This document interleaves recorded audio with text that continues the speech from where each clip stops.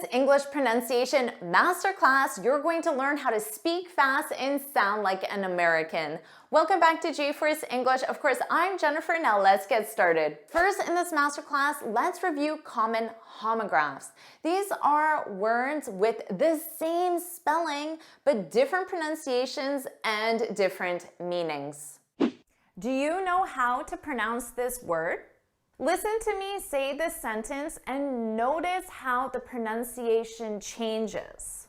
You should bow at the woman with the large bow. You can pronounce this as either bow or bow. It depends on how it's being used.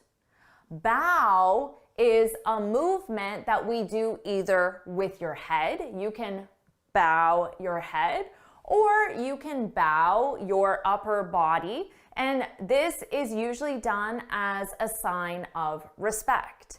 That's bow. It's a verb or a noun. And this is a bow. And actually, this is a cool bow because it lights up. And of course, you can put a bow on a present.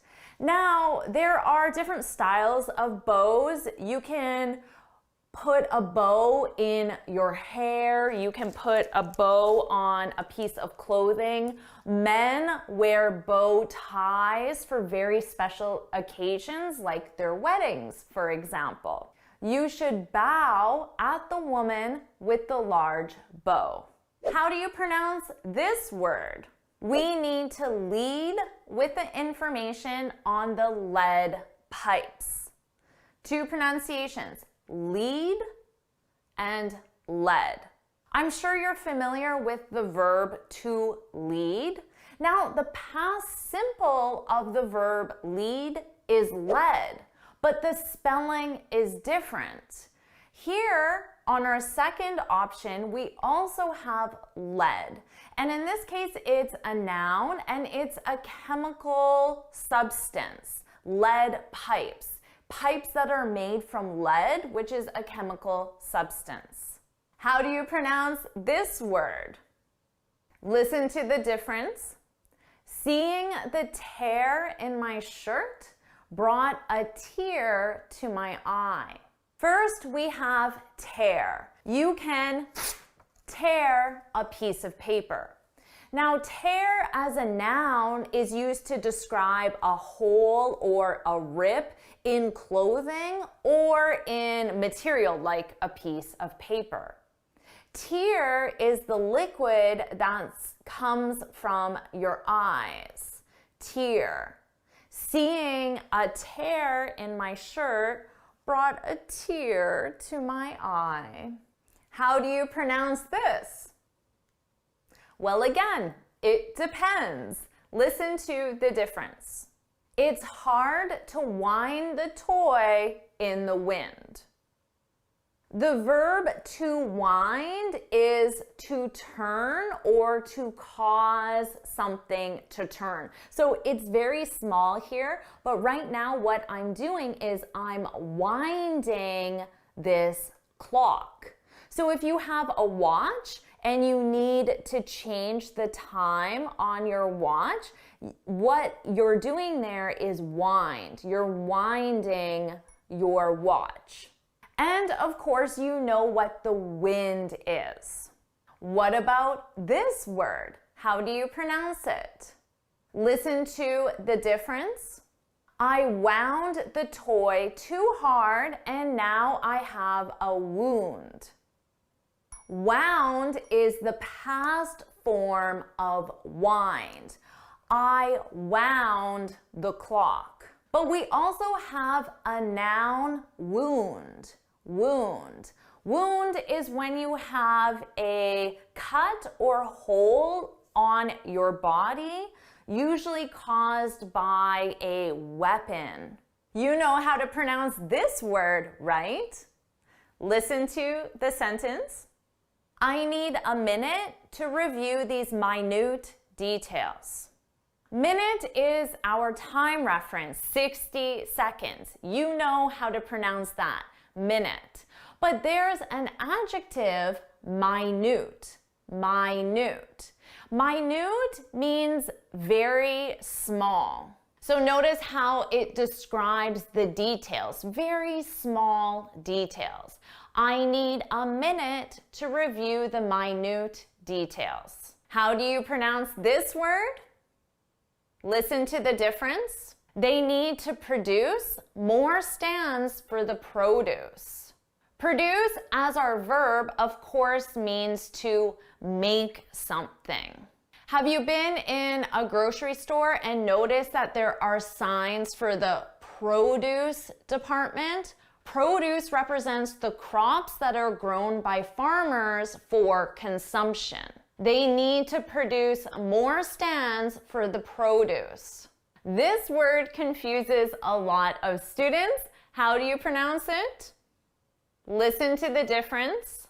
I live in an area with frequent live music performances. The verb live, of course, represents where you reside, where you call home. Live is used to describe a performance. It could be a musical performance, sports, movies, any kind of entertainment, a performance that is being broadcast or recorded as it's happening.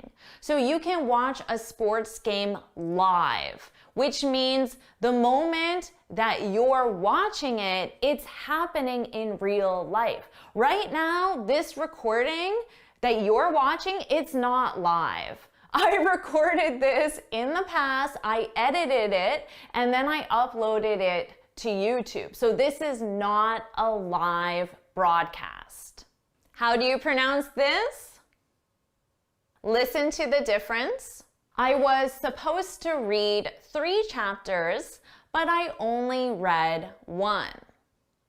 When the pronunciation is that long sound, read, eed. That's for the infinitive, to read, or the base verb, read. And when it's the short sound, the same sound as the color, red, that's the past form of the verb read. Yesterday, I read a book. I've read 3 books this month. And the homograph that confuses me all the time is this word. How do you pronounce this? Listen to the difference. The bass guitarist loves bass fishing. Now, I always forget if the musical context is bass or bass. It's bass, bass, bass.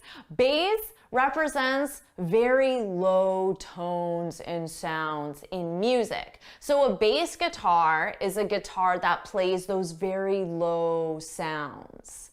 Now, bass is a type of fish. The bass guitarist loves bass fishing. Now you have the most confusing homographs in English. How about a little quiz? I'm going to show you the sentence and I want you to say the sentence out loud, and then after you'll hear my pronunciation so you can compare it and make sure you got it right. Let's do that now. You should bow at the woman with the large bow. We need to lead with the information on the lead pipes. Seeing the tear in my shirt brought a tear to my eye. It's hard to wind the toy in the wind.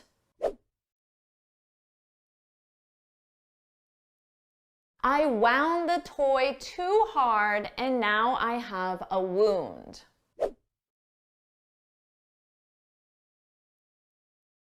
I need a minute to review these minute details. They need to produce more stands for the produce.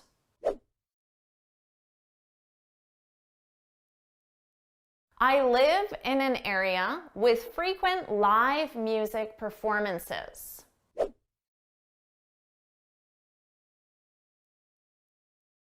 I was supposed to read 3 chapters, but I only read 1. The bass guitarist loves bass fishing. Let's begin with this word. Listen to the sentence.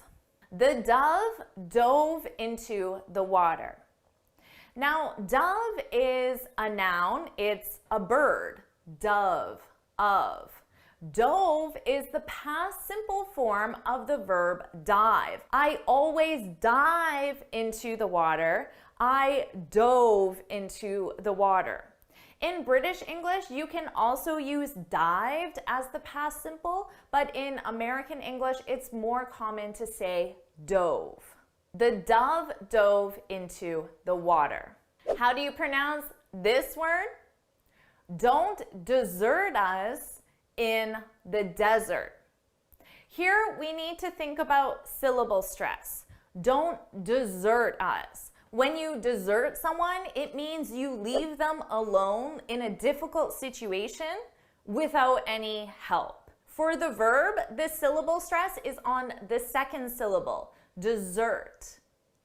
But for the noun, the syllable stress is on the first syllable, desert. Don't desert us in the desert. Are you enjoying this lesson? If you are, then I want to tell you about the Finally Fluent Academy. This is my premium training program where we study native English speakers from TV, movies, YouTube, and the news so you can improve your listening skills of fast English, expand your vocabulary with natural expressions, and learn advanced grammar easily. Plus, you'll have me as your personal coach. You can look in the description for the link to learn more, or you can go to my website and click on Finally Fluent Academy. Now let's continue with our lesson.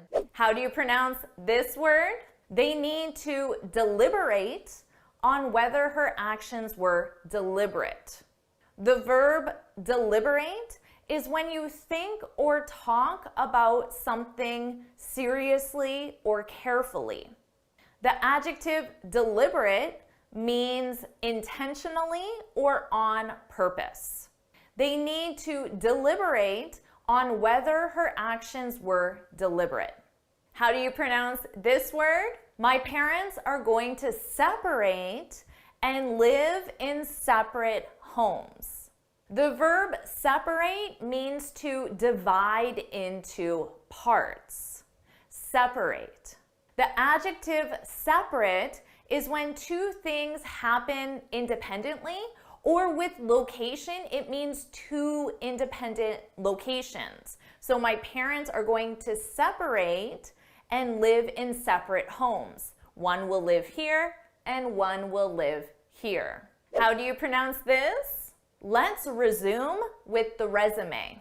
Resume is a verb and it's used to mean to start again after a pause. So we were reviewing the resume. Of course, a resume is your summary of your qualifications, your experience, and your work history. That's your resume. We were reviewing the resume and then we stopped. But now we're going to resume reviewing the resume. Notice how the end is pronounced, resume. This isn't typical English pronunciation because this word is borrowed from French pronunciation, resume. Resume the resume. How do you pronounce this?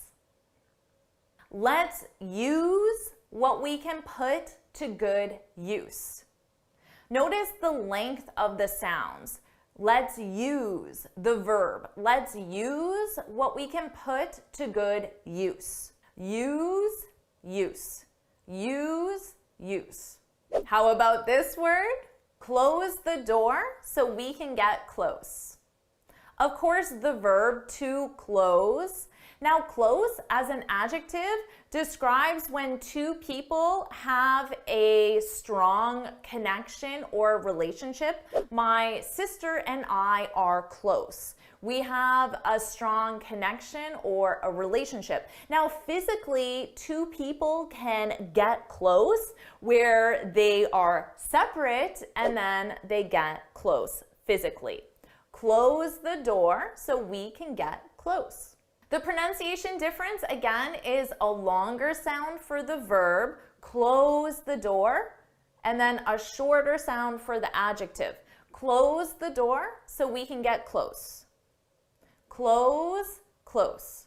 Close, close. How about this word? We need to record a new record this week. The difference depends on syllable stress. With the verb, the stress is on the second syllable, record, record.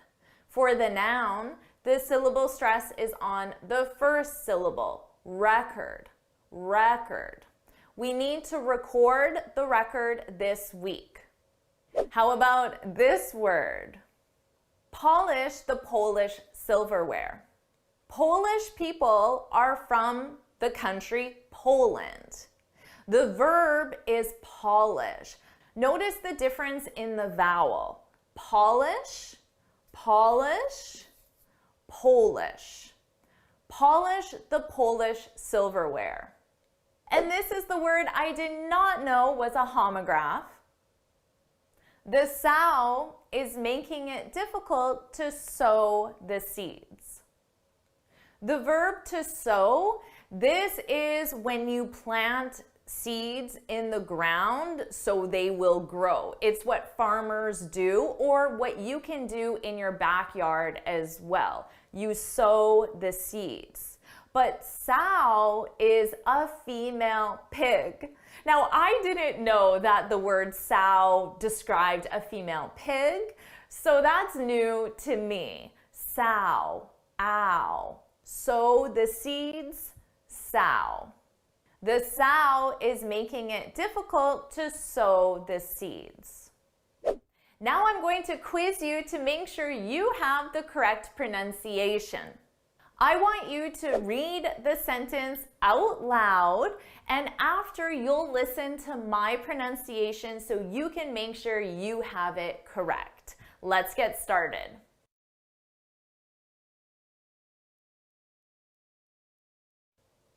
The dove dove into the water.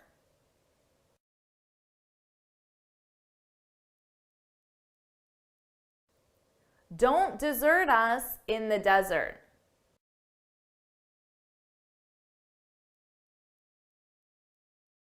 They need to deliberate on whether her actions were deliberate.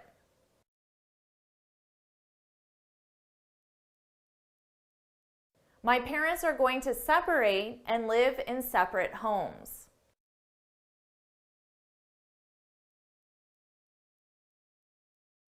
Let's resume with the resume.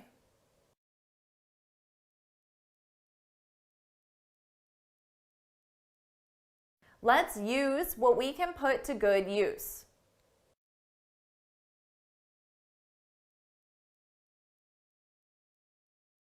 Close the door so we can get close.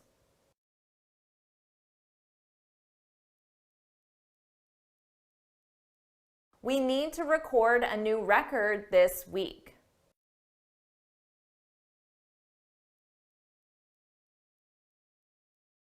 Polish the Polish silverware.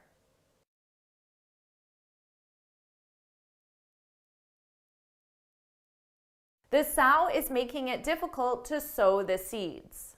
Amazing job with those homographs. Now let's move on and review everyday words, but that are difficult to pronounce. These are words that are difficult to pronounce even for natives. Our first word. Do you know how to pronounce this? Well, it's not hyperbole, because remember, spelling and pronunciation are not the same in English. You cannot learn pronunciation from the spelling. So this isn't hyperbole, it's hyperbole. Hyperbole. So listen to that syllable stress. Hyperbole. Now your turn, repeat it out loud. Hyperbole.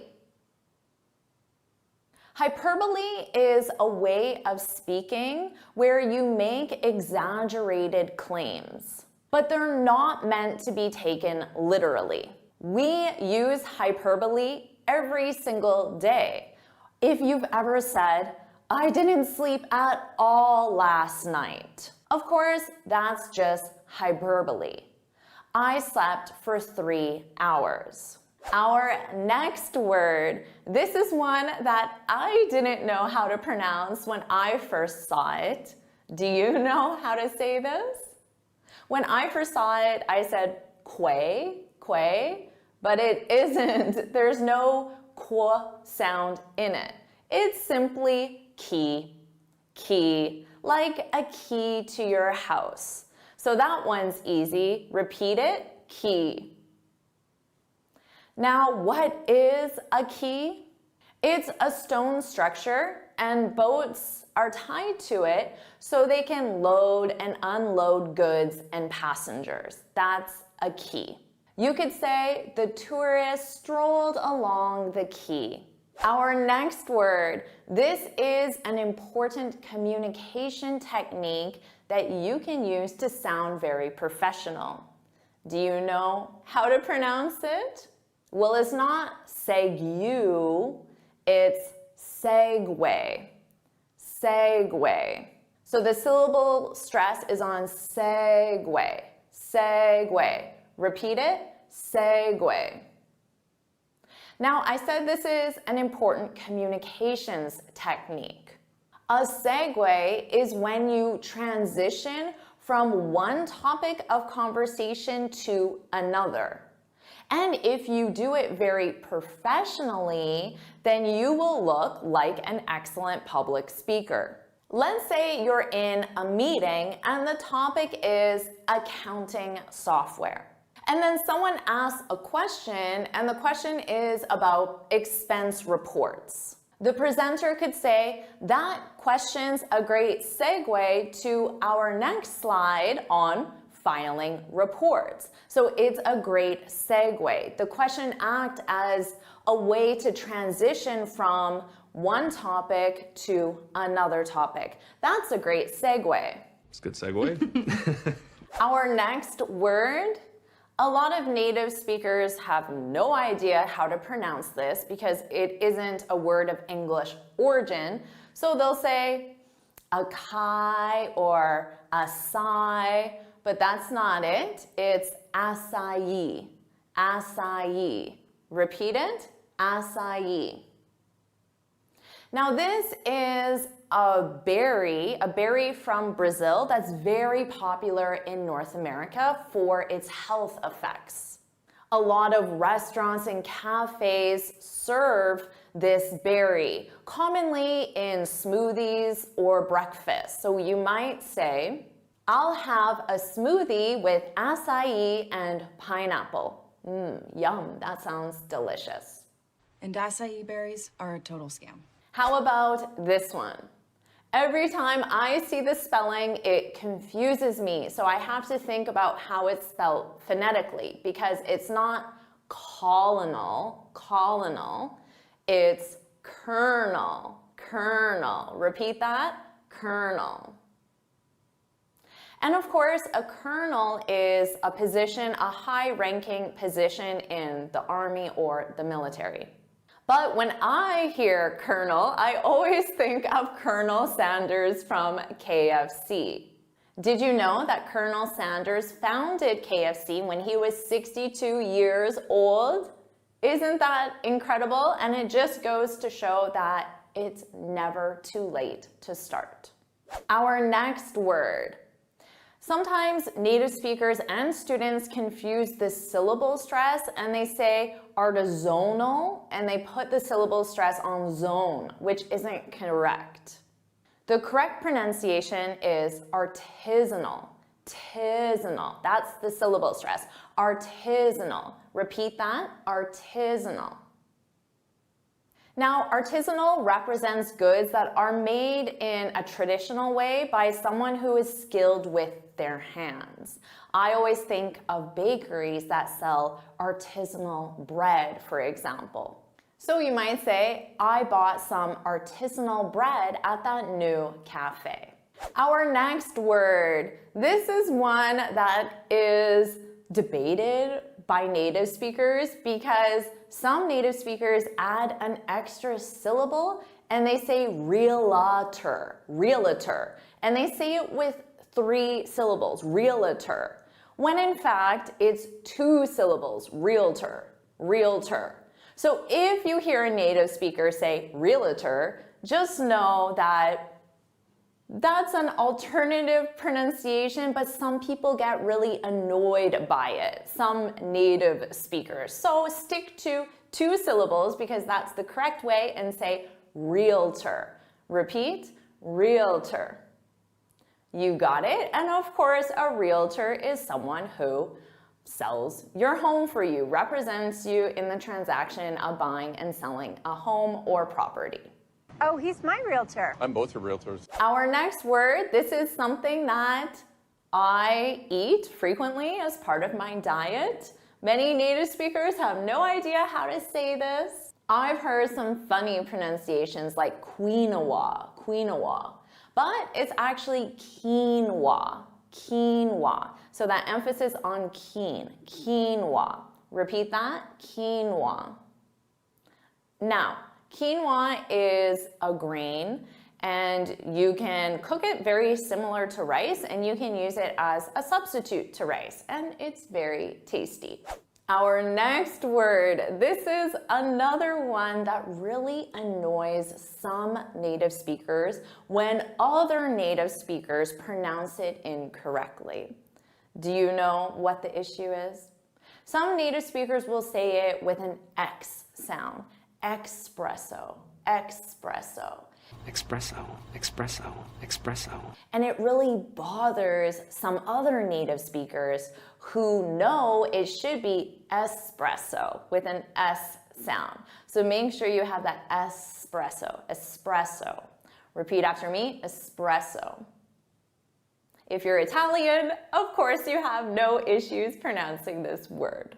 Now, as for me, I don't like espresso. I find it's too strong, but I love cappuccinos, which is espresso with some steamed milk. Our next word, this is also one that I frequently don't know how to pronounce when I see the spelling of it, and it confuses me and I forget the actual pronunciation. When I see the spelling, I want to say peony, peony, but it's peony. Peony. So emphasis on that P, peony. Repeat that, peony. Now, if you didn't know, peony is a beautiful flowering plant. I have 3 peonies in my garden. I love watching them bloom in early summer. I have 2 white peonies and 1 pink peony. Our next word, this is another one where native speakers commonly add an extra syllable when it's not needed and technically it's incorrect. It's incorrect pronunciation. So native speakers will say verbiage, eage. So they add that extra syllable, verbiage.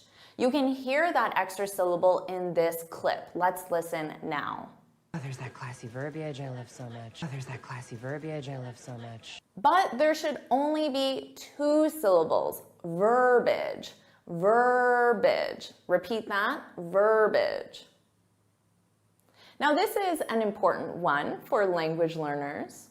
Verbiage is language that is unnecessarily complicated and contains a lot of unnecessary words. So this is a negative thing and it's used to criticize a communicator. Someone might complain and say his explanation contains so much technical verbiage that I couldn't understand it. Our next word, one I hear many different pronunciations of. For native speakers, I hear almond, al, but it's not al, it's all. Almond, almond. And the emphasis is on that all, almond. Repeat that, almond.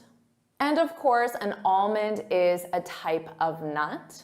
In North America, right now, it's very popular to offer almond milk as an alternative to dairy, to cow's milk. Is it the same in your country?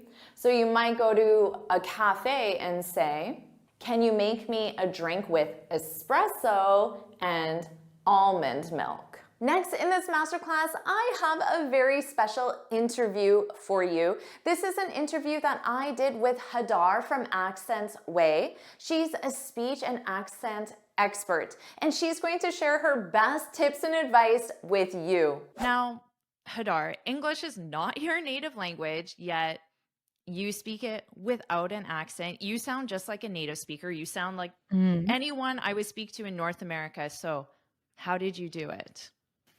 Well, I am not a native speaker, that is true, but I have trained to, I wouldn't say eliminate my accent, but to acquire a new accent, which was, in my case, General American. So I studied the standard accent, and I did that because when I was 20, or 21, I enrolled in an acting school in New York City.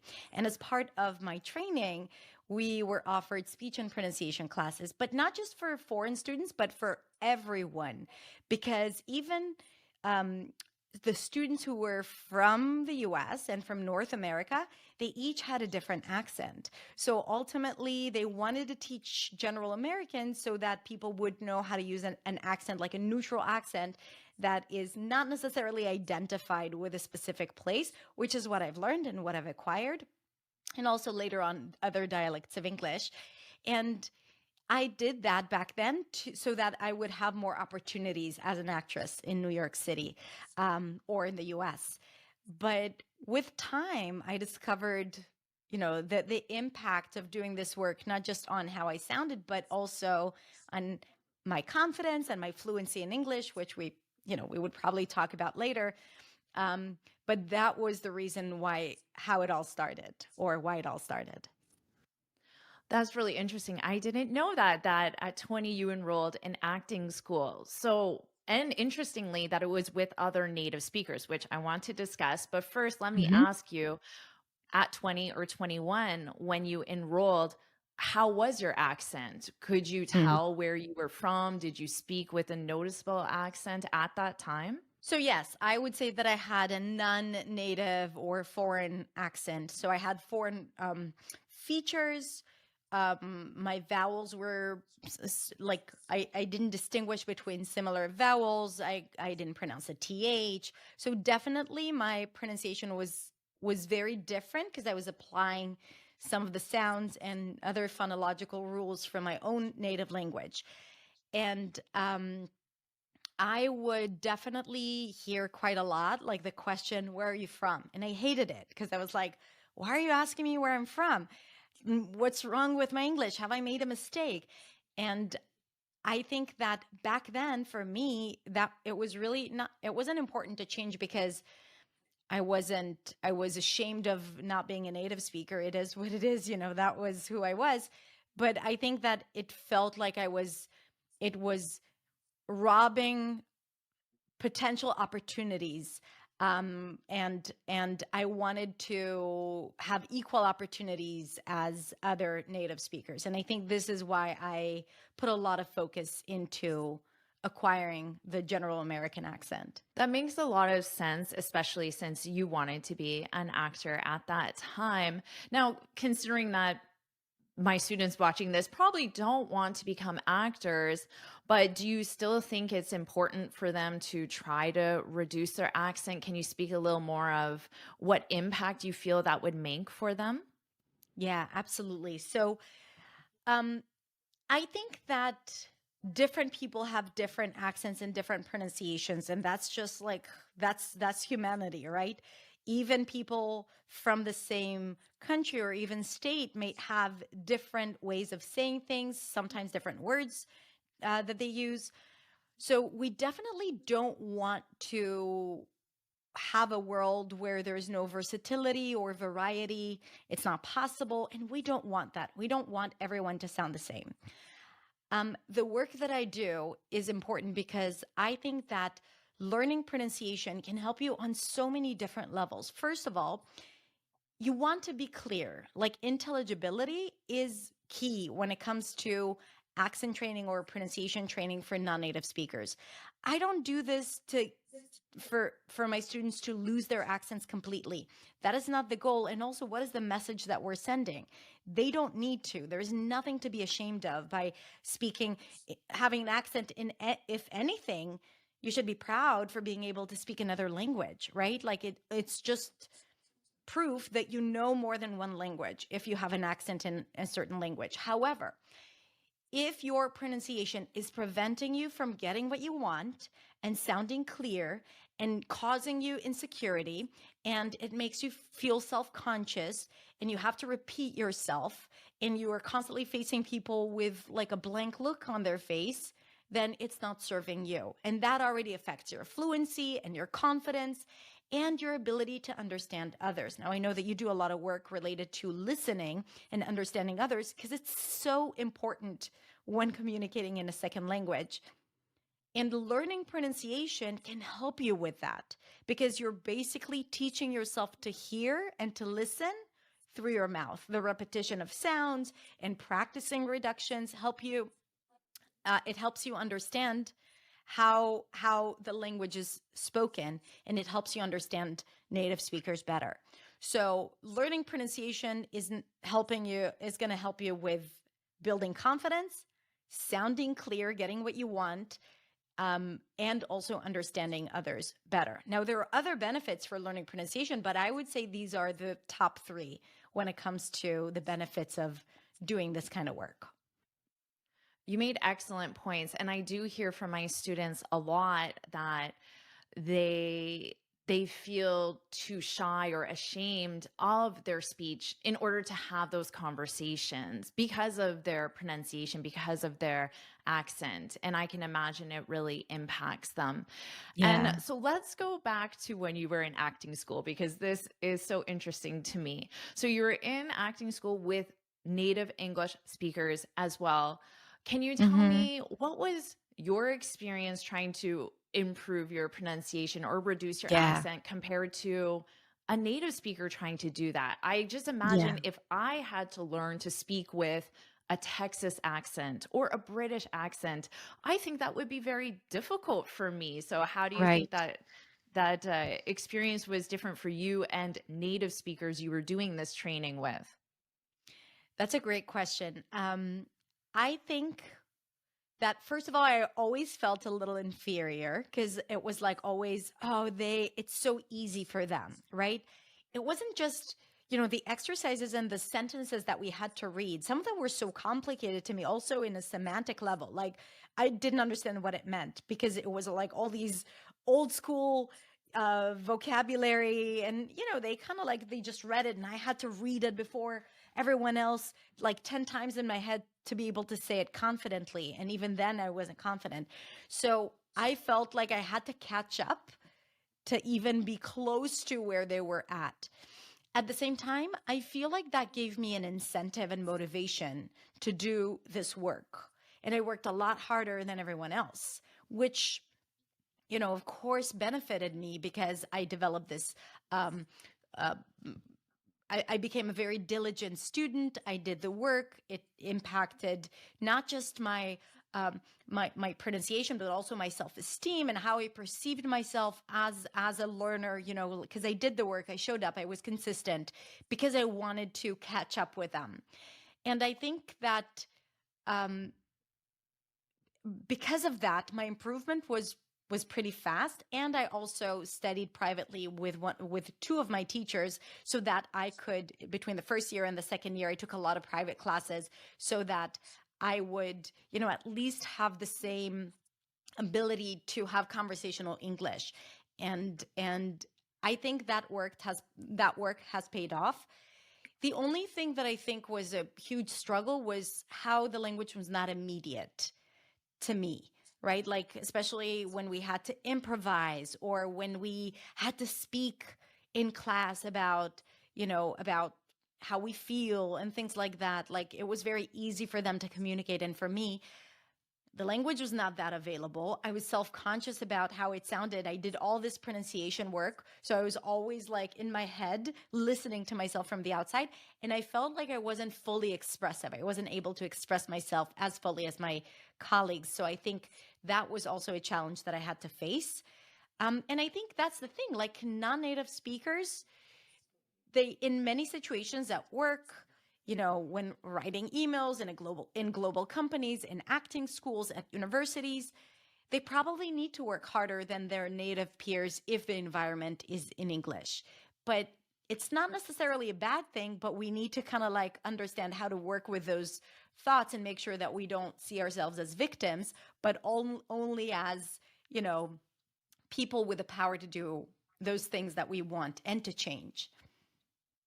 Yeah, I like that perspective of turning what might be a weakness into a strength, because if we were both in acting school, I might not prepare as much because I'm like, oh, this will be easy. But then you're taking the time to prepare. So you might beat me because you took the time to prepare. Same with job interviews or giving presentations, giving speeches. Native speakers might just be like, oh, I don't need to prepare. But then you're busy working. You're working hard. You're going to outwork me. So that's a good point for everyone to remember. Exactly it. Exactly. Yeah. Now, keeping in mind, my students aren't probably going to go to acting school or want to invest the significant amount of time that you have to improve their accents. Can you share some strategies or exercises from acting school that could be relevant to just a broader audience? Yeah, I can share the things that I've learned myself, and I kind of like modified it to suit my students who do this work not for the purpose of, losing their foreign accent or anything like that, or becoming an actor or actors. First of all, I think that when it comes to non-native speakers, it's really important to identify the top priority, right? Like the key sounds that prevent them from sounding clear. So for some people, they would say, oh, my flap T is the r sound when the T is between two vowels, like in the word Betty or it is, right? And those people might be like, oh, I can't get it. It doesn't sound right. I pronounce it like a T sound, which is completely valid because there are dialects who use this pronunciation.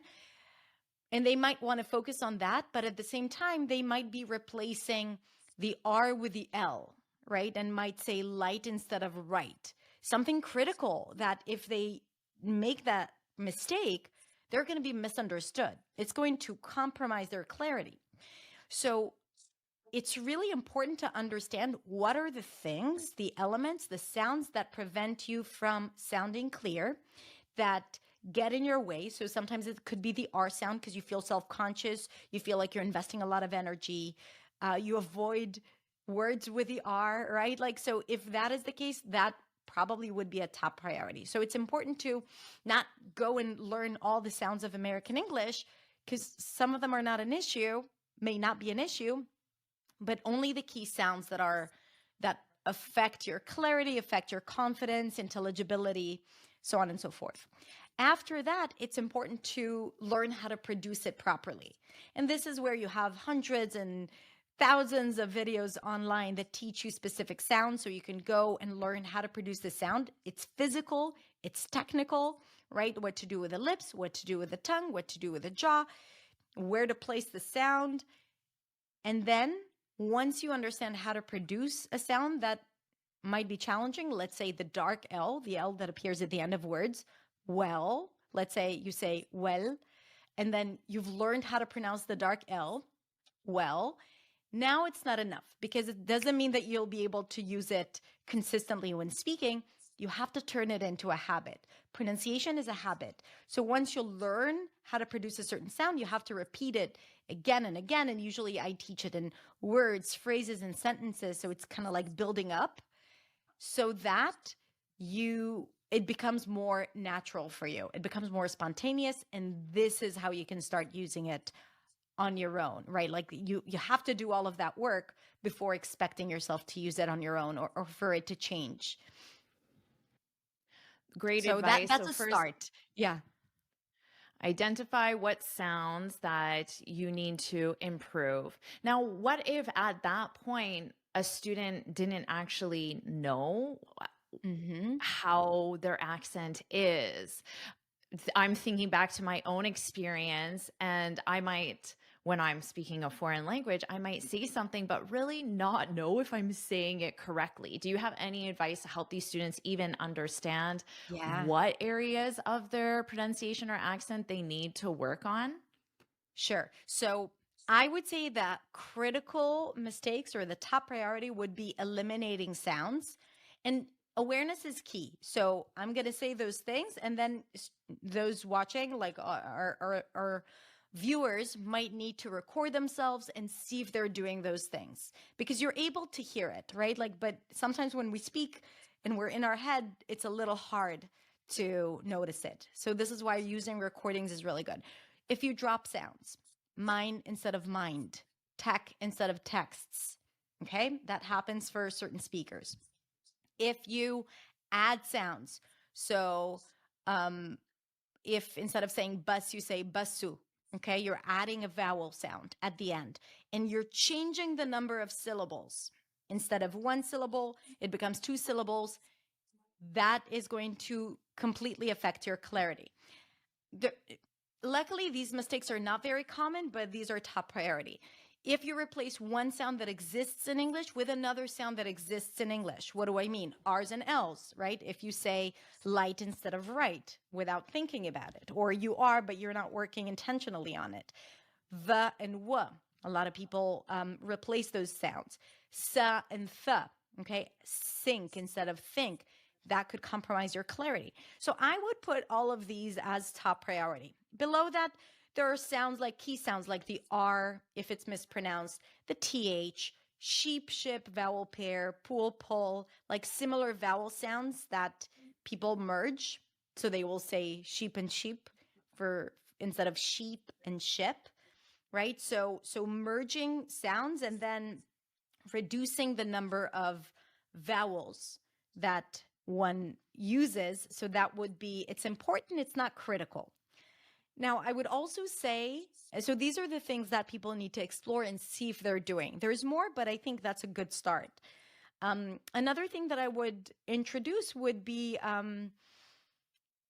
prosody, intonation, rhythm, stress, connected speech, right? So if you tend to separate your words so that you sound clear, like I'm doing now, speaking in the sense of staccato, because of your first language, maybe that's how it is in your first language, or because you're trying to be clear. I think it's not a sound, but it's definitely an aspect of speech that is important for clarity because people are used to receiving the language or thoughts in groups, in chunks, right? And if you separate it, it's going to be harder for people to understand. So I would also say this is one of the things that students should focus on. I think that's enough for now. It's There's more, definitely but enough. yeah. Yes, definitely enough to get them going for sure. Yes, And remember, exactly. everyone, take it one step at a time. You're improving these things, not immediately Yeah. everything, just work on one thing at a time. Now, as my students are improving these areas, do you have any suggestions for how they can be better understood, even with the accent they have now? Because I had an unfortunate situation where I was getting gas and I was trying to work the pump and it wasn't working. And a voice came on the intercom and Mm. said something, and I didn't understand it. I said, Mm. "What?" Because that's what we say in American English. What? And then he Mhm. repeated himself, and I still didn't understand it. And then he repeated it again, and after that third time, I still didn't understand it. And it was a non-native speaker on the other side of the intercom. So what could Mm. that student do, or other students do when they're in the moment, they aren't going to be able to change how they pronounce sounds because they're communicating right now. Is there any Yeah. strategies they can use to just be clearer with the accents they have? Yeah. This is a good question and a good story because of course because it wasn't face-to-face communication, which makes Yes, it easier, right? That makes it easier for you to understand. it And does. I think, and you have experience working with non-native speakers, right? So I even know you, I if, felt and yeah, terrible. I felt yeah, terrible that I couldn't. Now, probably most native speakers, I think a lot of native speakers do feel bad when they can't understand someone mhm, else because we want to help people. We want right, to be good listeners. And I felt very badly that I couldn't understand this yeah, person. And I also felt like I probably made him feel bad because I had to ask him to repeat himself 3 times. And even after yeah, that, I still couldn't understand him. So I felt very bad yeah. about this situation. I can imagine. And it's like it's very uncomfortable because you don't want to make someone feel misunderstood or bad or embarrassed in any way. So I think as if you communicate with anyone, native speaker, non-native speaker, and you feel like you're not clear or someone does not understand you, I would say the first thing, do not repeat saying what you just said in the same way because probably something there was not transformed or transitioned properly.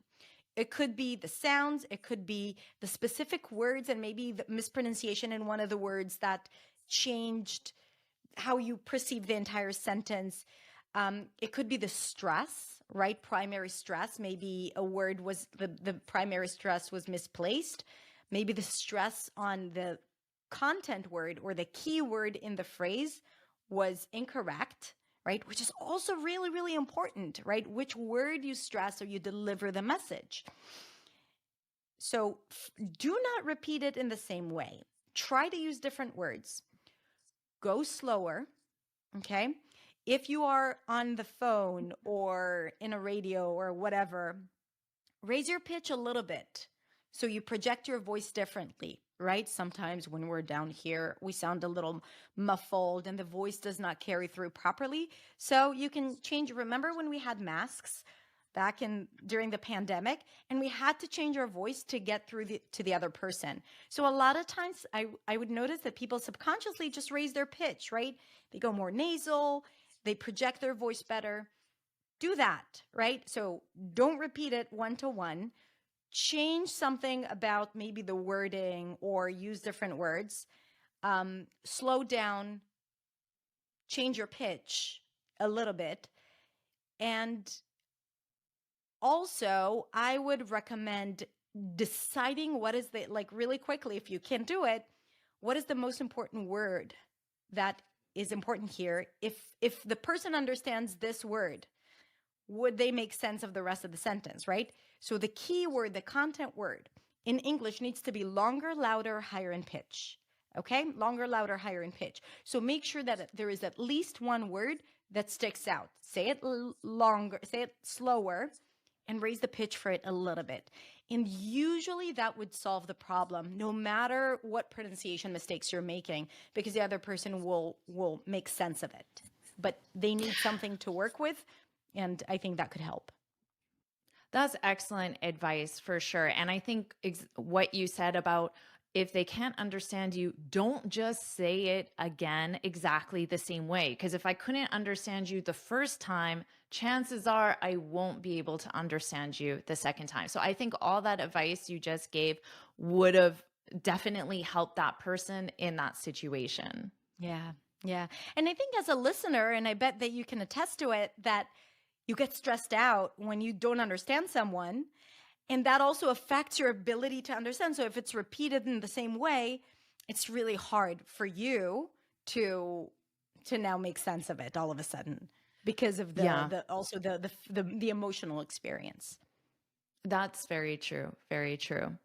Now, when you were working on your accent, were there specific mistakes that you think you made that slowed down your process of reducing your accent faster than you could have if you knew everything that you know now? And could you share some of these mistakes that you made so my students can avoid making these same mistakes?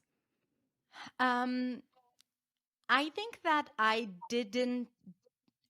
wasn't aware of prosody, intonation, rhythm, and stress, and connected speech and all of that. I did not learn that in school. I learned it vicariously because we would imitate and do shadowing. And when we worked on accents, then yes, like there is impact to the rhythm, but it wasn't something that I've learned about the American accent when I acquired the general American accent, right? So for me, I only focused on sounds, and there was still a missing link that was hard for me to understand what that was. Like all the sounds were great, but there was still something that wasn't pulling together. And I think that had I put more focus on recognizing that all of that aspect, like prosody, the everything that is not the sounds, that makes a huge part of how we communicate, I think it would have made things easier for me early on. I would have listened to it differently, paid attention to nuance, and improved faster. That's what I think. But I also think that being in acting school and doing this work, I got really good tools, like the repetitions. I could have practiced more between us. Uh, but but I think that a lot of the things that I've done back then, I teach them to my students today, because I think the beginning method and how I worked was good specifically for sounds, but not for everything else. And so what advice would you give to students so they can, if they're trying to work on their R versus L, they can watch a YouTube video to understand the mouth position, but how can they understand how those sounds are used in speech and that connection, the intonation? What should they specifically do to improve those areas? So for students who are not actively learning it, because you can learn it and you can practice it, but if you're not, then shadowing, for example, is a really, really great exercise to improve those aspects, and also to develop intuition, right, around the rhythm and even without learning and practicing specifically rhythm, which you can, I teach it, but not everyone needs it. Not everyone has access to it. So shadowing, which means to find a speaker that you like. If you have the text in front of you, even better. You do that a lot on your channel, and then you listen to a line or two and you just imitate it. You just repeat it, and again and again and again, and you try to kind of like focus on the melody and focus on the rhythm and focus on connecting the phrases together. And I think this is something that is very, very beneficial for doing this kind of work. And also, I think just reading out loud or speaking intentionally, so recording yourself answering a question or talking about yourself, but focusing on a specific thing. Now I'm focusing on making sure that my R has like this nice, deep, rounded quality, or sticking out the tongue for the TH, or using more melody when I speak, right? So speaking freely, but being intentional about using one thing that you're trying to change, and going back to what you said about focus on one thing, that is really important when you do any kind of work, definitely pronunciation work. Otherwise, you get overwhelmed and confused, and you don't benefit from it. Yeah, that makes a lot of sense. And you have already shared so many tips that my students can start using to improve their pronunciation, reduce their accent. So to help them not feel overwhelmed, if they were only to do one thing, the very first thing that they should do, let's say this week, to start working on their pronunciation and accent, what should they do? So I would spend the week just trying to figure out what they would want to focus on and practice, and then put everything on the side, and then say to themselves, okay, for the next 2 weeks, 3 weeks, 4 weeks, I'm going to focus on the R. I'm going to focus on and choose a sound. Like I think that is, if you're just starting out, sounds are pretty are a good place to start because intonation could be more vague. And if you decide to do it, then create find the resources for yourself, the right videos teaching you that, and practice the sound with lots of repetition. Okay, so identify the sound. I know you said one thing, but it's kind of like identify the sound and then practice it. Don't expect yourself to use it. Just practice. If it's the R, learn how to make it, and then just practice a lot of words with the R sound. Now, when we have ChatGPT and all these AI tools, it's so easy to generate lists of words, let's say with the R sound. Specifically with the R, it's easier. With others, it's not so much. So that's it. I think, and I also think it's a lot of fun. I'm biased a little bit, but I do think pronunciation work can be fun if you have the right mindset and attitude. I hope you found that interview helpful. One of Hadar's best pieces of advice was shadowing practice. So that's what we're going to focus on in this masterclass. And for the shadowing practice, we're going to progress from more beginner to advanced. So first, we're going to read an article together. And when I put my hand out, just like this means that you need to shadow me, so you need to say it out loud. Life on Mars. Definitive. Definitive. Definitive. A new study published in the journal Science shows definitive evidence of organic matter on the surface of Mars.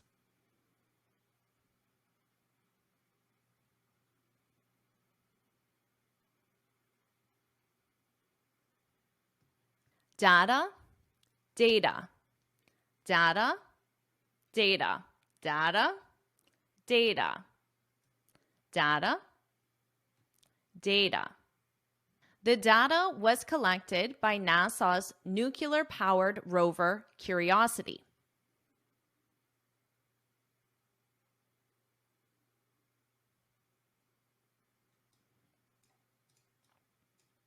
It confirms earlier findings that the red planet once contained carbon-based compounds.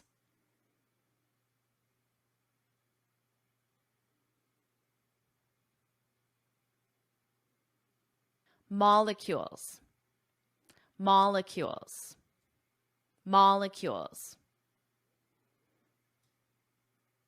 These compounds, also called organic molecules, are essential ingredients for life as scientists understand it.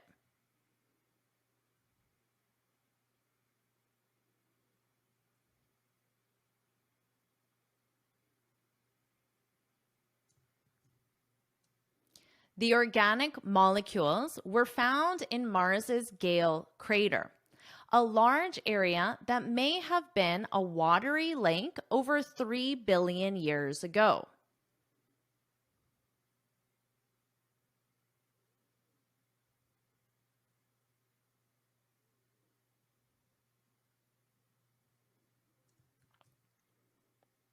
Extracted, extracted, extracted.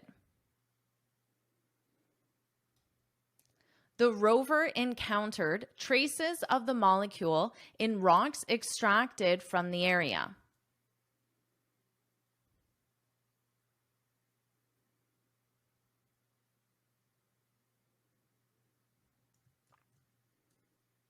Sulfur, sulfur, sulfur. Speculate, speculate, speculate. The rocks also contain sulfur, which scientists speculate help preserve the organics.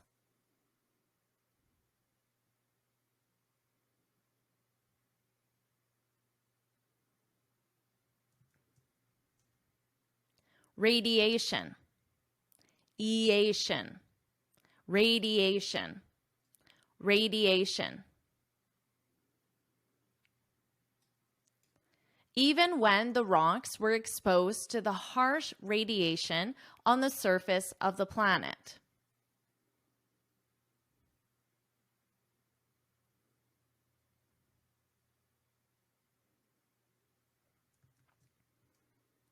Ancient, ancient, chint, chint, ancient.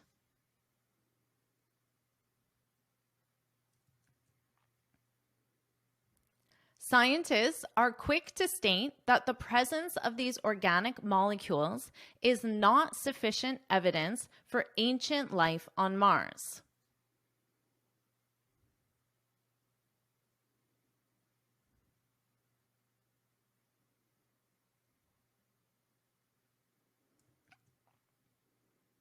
As the molecules could have been formed by non-living processes.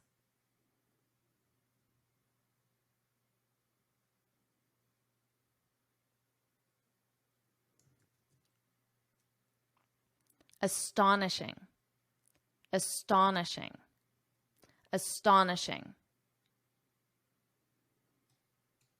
But it's still one of the most astonishing discoveries which could lead to future revelations.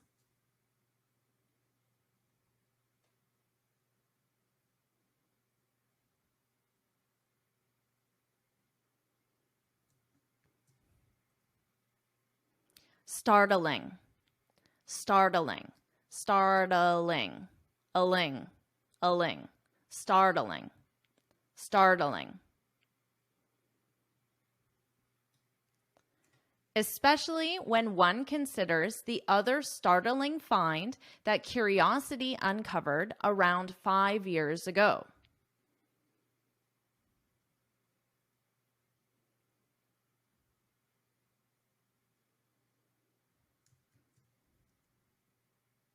Analyzes, analyzes, analyzes. Periodically, periodically, audically, periodically, periodically. The rover analyzes the air around it periodically.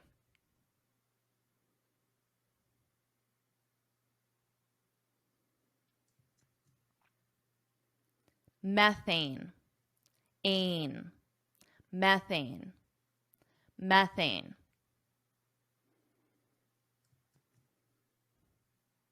And in 2014, it found the air contained another of the most basic organic molecules and a key ingredient of natural gas, methane.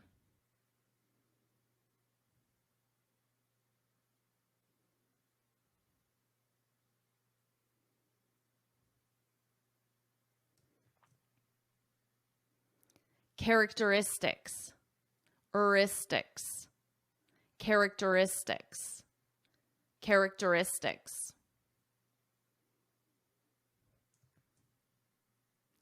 One of the characteristics of methane is that it only survives a few hundred years.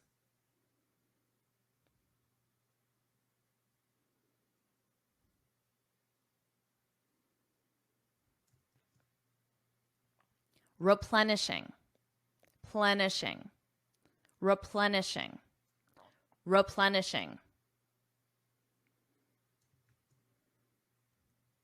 This means that something somewhere on Mars is replenishing the supply.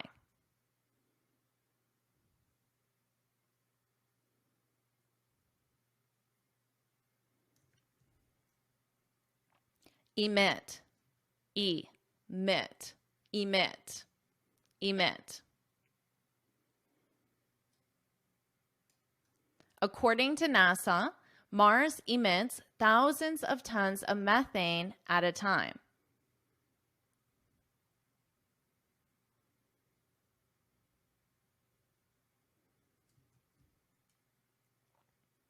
Intervals, vols, vols, intervals, intervals, intervals. The level of methane rises and falls at seasonal intervals in the year, almost as if the planet is breathing it.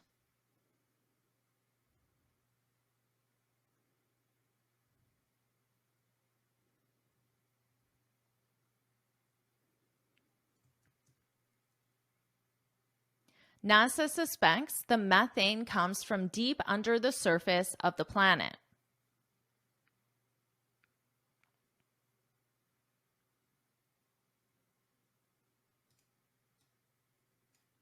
The variations in temperature on the surface of Mars cause the molecule to flow upwards at higher or lower levels.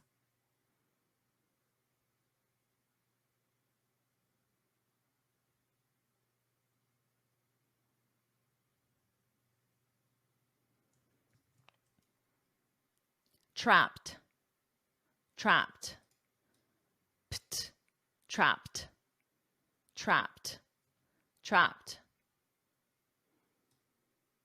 For example, in the winter, the gas could get trapped in underground icy crystals.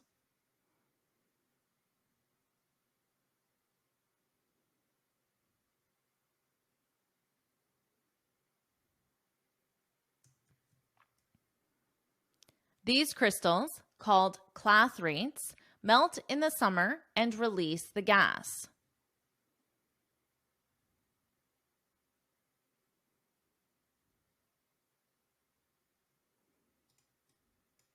However, the source of the methane is still a complete mystery.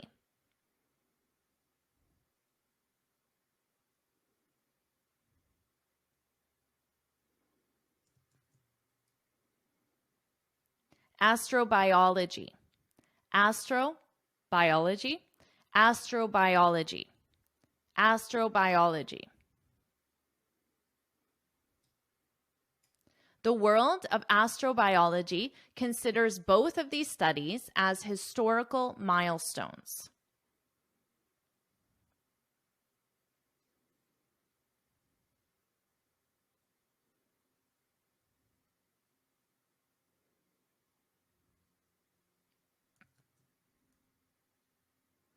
According to this information, Mars is not a dead planet.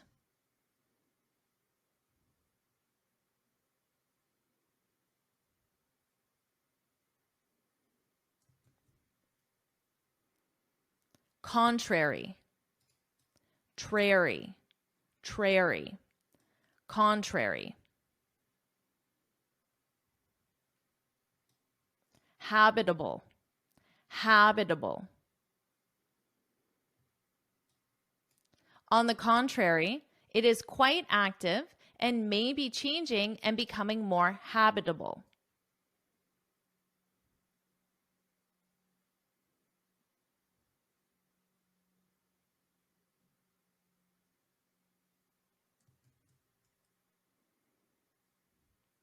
Of course, this means further research is necessary.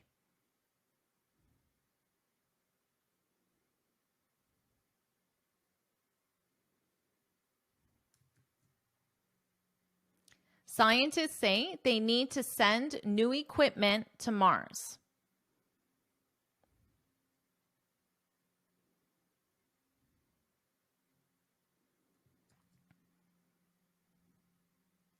Equipment that can measure the air and soil with more precision.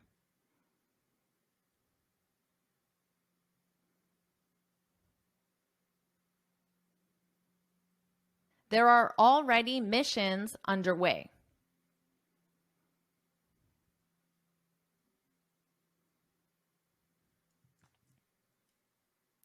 The European Space Agency's ExoMars ship lands in 2020.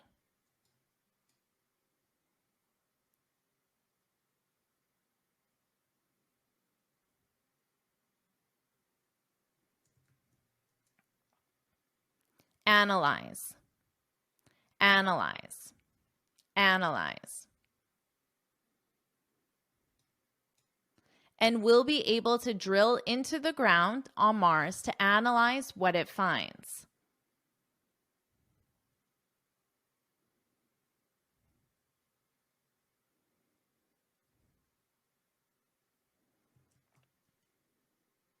Additionally, NASA is sending another Mars rover in the same year to collect samples of Martian soil and return them to Earth.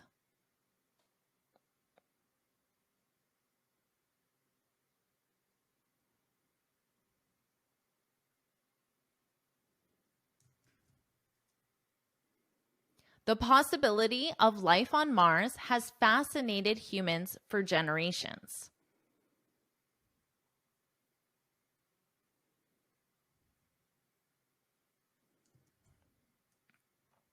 It has been the subject of endless science fiction novels and films.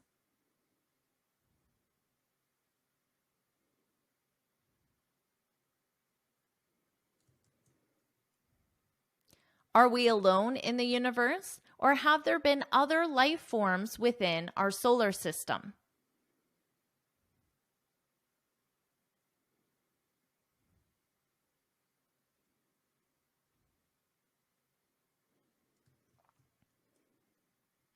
If the current missions to the red planet continue, it looks as if we may discover the answer very soon.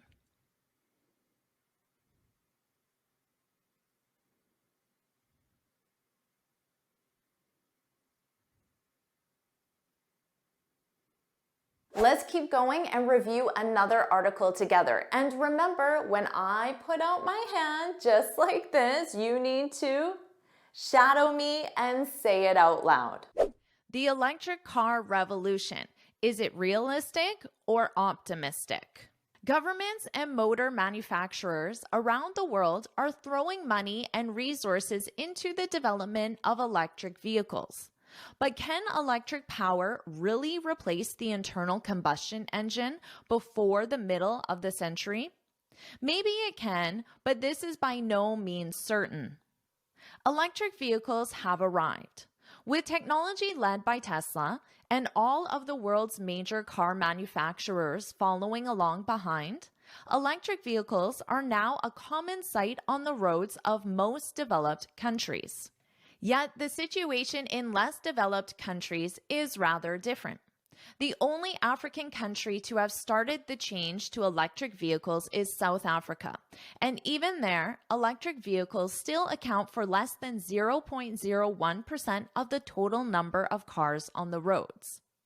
In South America, the situation is better, with all Latin American countries beginning the move towards electric vehicles, particularly Colombia, which in 2020 had a third of the continent's total electric car fleet. In Russia, the wealthy are investing in imported electric cars, but no electric cars are yet manufactured locally. While in India, the government is promoting the purchase of electric vehicles with tax exemptions and other incentives. So electric cars have arrived, and their share of the market is increasing almost worldwide. Does this mean, therefore, that the world is on track to phase out the use of gas-driven vehicles in less than 30 years? And does it mean that electric vehicles are the sustainable solution to our transport needs for the second half of the century? Unfortunately, to the disappointment of some people, the answer to both of these questions has to be no. The massive development of electric vehicles can only be possible if two conditions are met. Firstly, the expansion of electric vehicle manufacturing is dependent on the fragile ability of manufacturers to source vastly increased quantities of vital components and elements without which electric vehicles cannot operate. Secondly, few countries currently have electricity grids that are anywhere near being able to cope with the huge increase in demand for electricity that will accompany any rapid growth in electric vehicle ownership. Without adequate supplies of all the vital ingredients of electric motors and batteries, or without power supplies that are able to provide the electricity needed to recharge millions of electric batteries every day, as well as supplying the current we need for everything else, such as lighting, heating, trains, and electric devices, the electric car revolution will run up against insoluble problems. Governments and vehicle manufacturers are fully aware of these issues, but the consensus among policymakers seems to be that somehow technology will come up with the answers, as it often has in the past. Analysts also predict that changing social attitudes and environmental awareness will lead to a reduction in private vehicle use and a fall in the numbers of vehicles on the roads. This prediction is likely to be right, though not necessarily for those reasons alone. Any shortage of essential components will force up the cost of electric vehicles, and any shortage of battery recharging facilities or capacity will discourage people from buying electric vehicles, leading to a fall in the number of vehicles on the roads. Ultimately, the success of the transition to electric-powered vehicles will depend on advances in technology in three fields: the weight of batteries, the amount of power that they can produce, and the speed at which they can be recharged or exchanged. Now I'll read each sentence from the article, and I'm also going to highlight the more difficult words. So I'll read the sentence in full once, then I'll focus on some specific words. When you see me do this, put my hand up, that means that it's your turn to read the highlighted sentence out loud. If you're in a private room, read out loud because it will really help with your pronunciation. So remember, first I'll read, and when I go like this, it's your turn to read it out loud. Let's get started. The electric car revolution. Is it realistic or optimistic? Optimistic. Optimistic. The electric. The electric. The electric car revolution. Is it realistic or optimistic?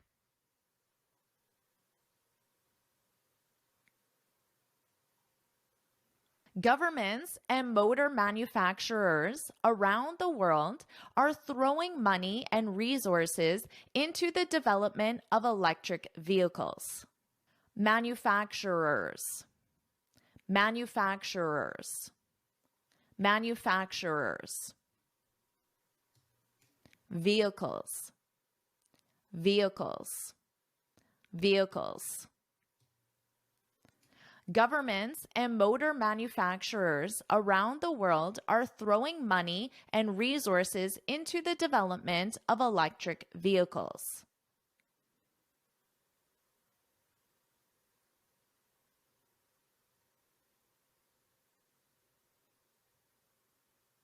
But can electric power really replace the internal combustion engine before the middle of the century? Combustion, combustion, combustion. Internal combustion engine. But can electric power really replace the internal combustion engine before the middle of the century?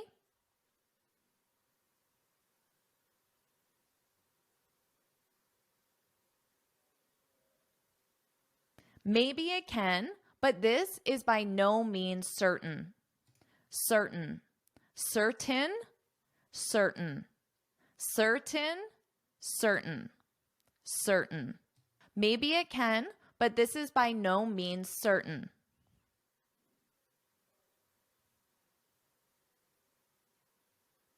Electric vehicles have arrived. With technology led by Tesla and all of the world's major car manufacturers following along behind,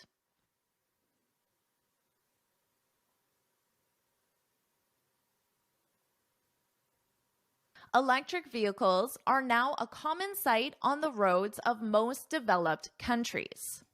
Developed, developed, developed, developed. Electric vehicles are now a common sight on the roads of most developed countries.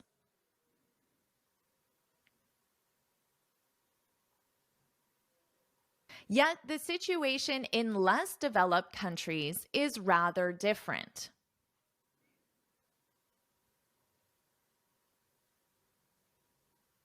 The only African country to have started the change to electric vehicles is South Africa.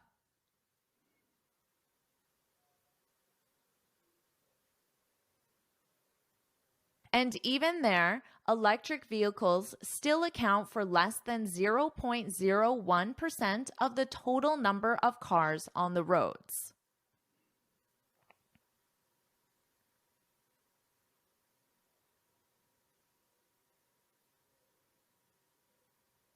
In South America, the situation is better, with all Latin American countries beginning the move towards electric vehicles.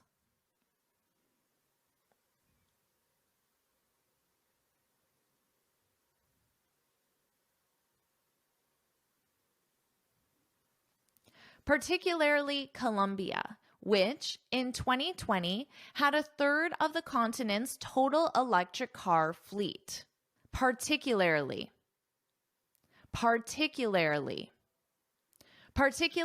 Colombia, which in 2020 had a third of the continent's total electric car fleet.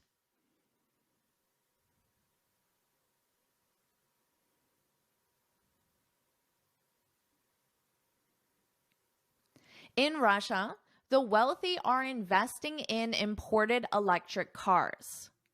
Investing in imported. Investing in imported. Investing in imported. In Russia, the wealthy are investing in imported electric cars.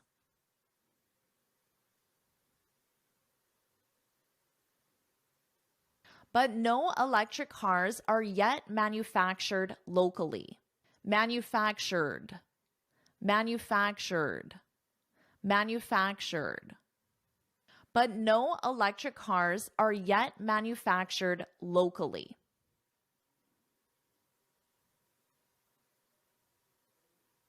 While in India, the government is promoting the purchase of electric vehicles with tax exemptions and other incentives. Exemptions. Exemptions. Exemptions. Incentives. Incentives. Incentives. While in India, the government is promoting the purchase of electric vehicles with tax exemptions and other incentives.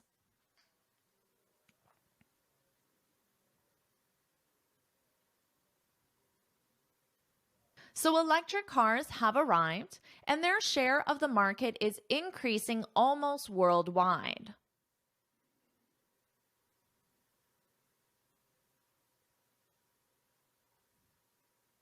Does this mean, therefore, that the world is on track to phase out the use of gas-driven vehicles in less than 30 years? On track to phase out. On track to phase out. On track to phase out. Does this mean, therefore, that the world is on track to phase out the use of gas-driven vehicles in less than 30 years?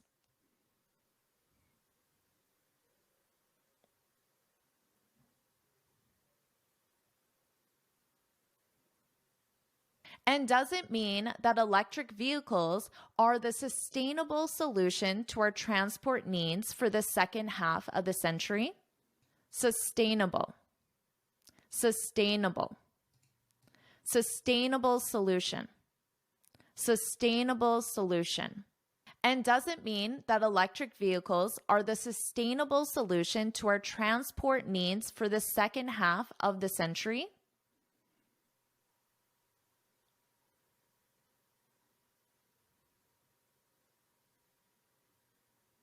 Unfortunately, to the disappointment of some people, the answer to both of these questions has to be no.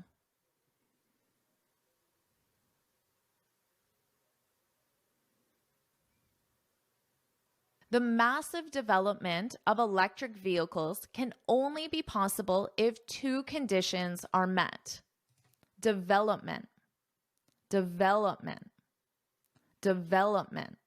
The massive development of electric vehicles can only be possible if two conditions are met.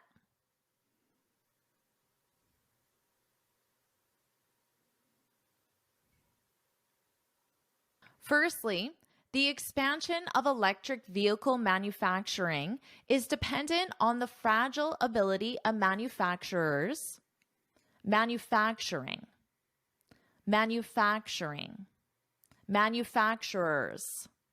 manufacturers.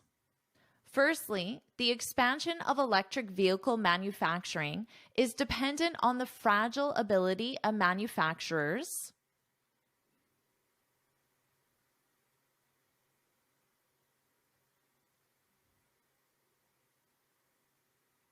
to source vastly increased quantities of vital components and elements without which electric vehicles cannot operate. Vital. To source vastly increased quantities of vital components and elements without which electric vehicles cannot operate.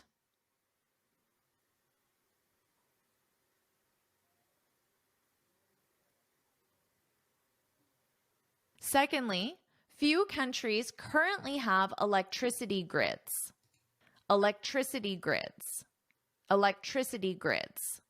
Secondly, few countries currently have electricity grids.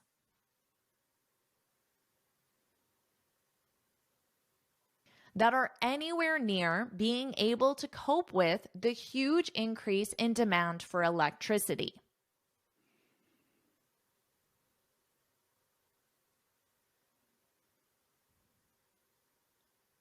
That will accompany any rapid growth in electric vehicle ownership.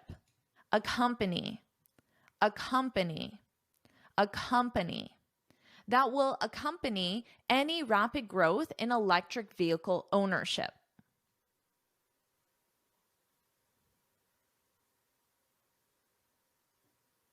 Without adequate supplies of all the vital ingredients of electric motors and batteries, adequate.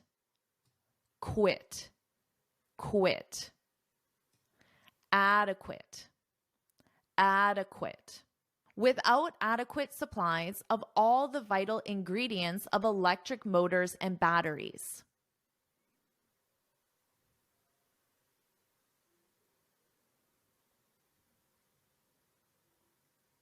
Or without power supplies that are able to provide the electricity needed to recharge millions of electric batteries every day.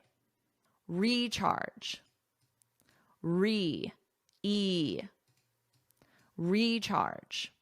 Or without power supplies that are able to provide the electricity needed to recharge millions of electric batteries every day.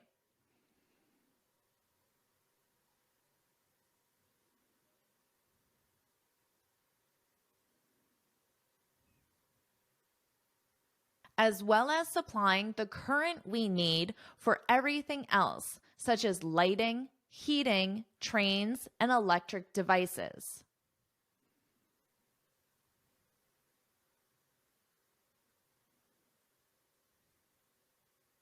The electric car revolution will run up against insoluble problems. Insoluble.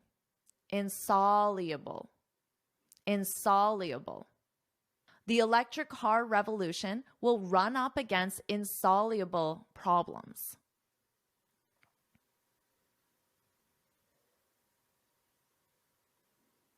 Governments and vehicle manufacturers are fully aware of these issues.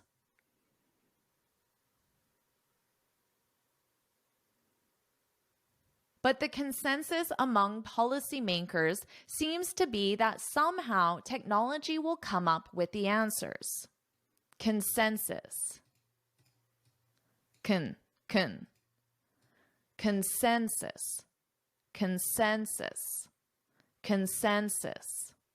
But the consensus among policymakers seems to be that somehow technology will come up with the answers.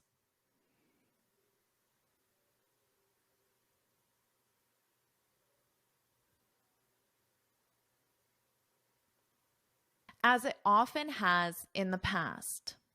Often, often, as it often has in the past. Analysts also predict that changing social attitudes and environmental awareness will lead to a reduction in private vehicle use.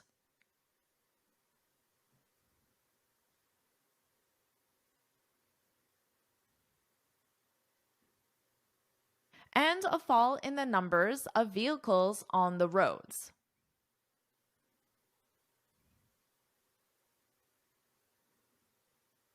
This prediction is likely to be right. Prediction, diction, prediction. This prediction is likely to be right.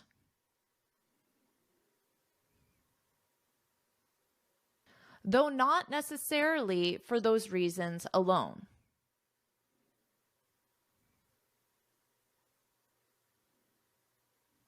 Any shortage of essential components will force up the cost of electric vehicles.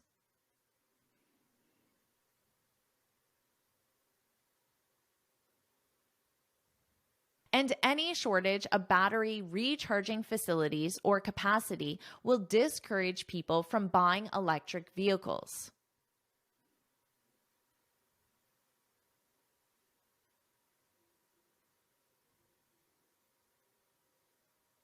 Leading to a fall in the number of vehicles on the roads.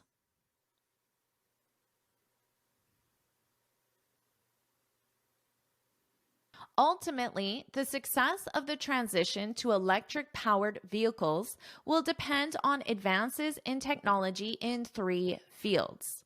Powered, powered, powered. Ultimately, the success of the transition to electric-powered vehicles will depend on advances in technology in 3 fields.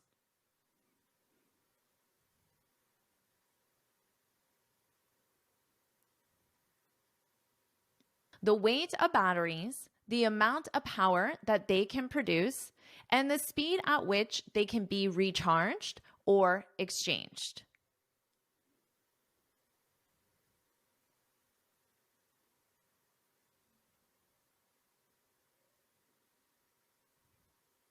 Are you ready for a challenge? We're going to review the pronunciation poem together. Now, this poem was written specifically using confusing English words side by side. This poem is difficult for native speakers. So first, I'm going to quiz you. I'll highlight a word or a line and you need to say it out loud. And then I'll pronounce it correctly, teach you the correct pronunciation, and you can shadow my pronunciation. Let's review the pronunciation poem together. Remember, first you're going to read out loud the words that are highlighted, and then after I'll say them and you can improve your pronunciation. The pronunciation poem. You can say poem, 1 syllable, or poem, 2 syllables. Poem, poem.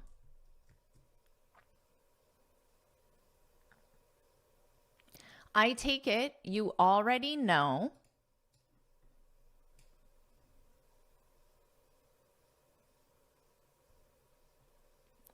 of tough and bow and cough and dough.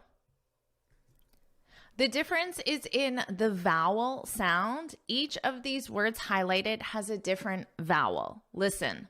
Ow, aw, o. The vowel is different, but also the GH at the end is different. Here we have a f, an F. Tough, bow. There is no GH at the end. It's totally silent. An F again.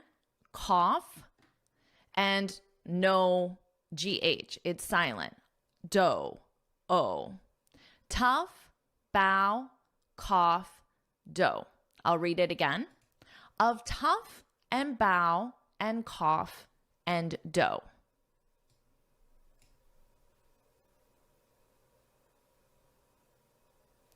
Others may stumble, but not you.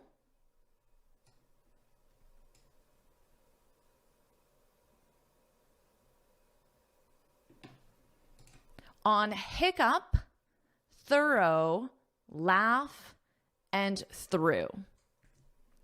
Again, the difference is in the vowel sound and the GH at the end. Here, hiccup, this is the British spelling. In American English, we spell it like this, which the ending is more close to the pronunciation up, hiccup, hiccup. But this double C is still confusing because it's pronounced as a k, hiccup, hiccup. So phonetically, hiccup. Hiccup, thorough, thorough. Laugh, with that F, laugh, laugh. Through. The past simple of the verb throw, through, exact same pronunciation, through. I'll read this again. On hiccup, thorough, laugh, and through. Now, don't worry about writing these notes down because I summarize everything in a free lesson PDF, and you can review this and practice your pronunciation after the lesson. So you can look in the description for the link to download the PDF. Say it out loud. And cork, and work, and card, and ward. Here for cork and card, notice both of them start with a K sound. The vowel is or, R. Cork, card.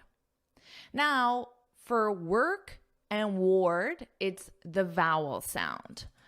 Here we have a were. Like you're saying, the past simple of the verb to be were, and then you just add a K on it. Were, work. Now, ward, this is like the past simple of the verb wear. Yesterday, I wore a sweater, and then you just put a very soft D. Ward, ward. Let's continue. Read this out loud.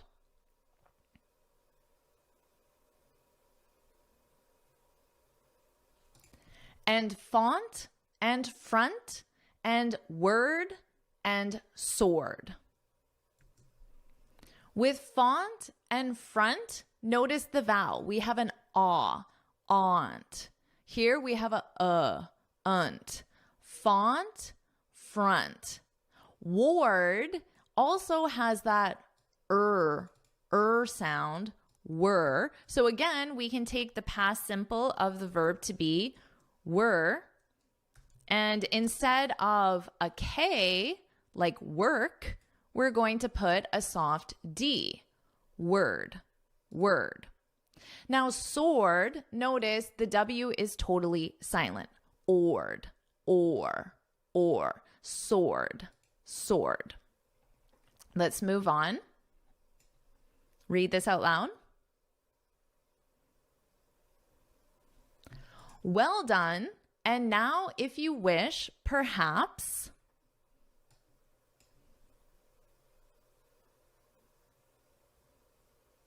to learn of less familiar traps. Woohoo! 2 sentences that were easy.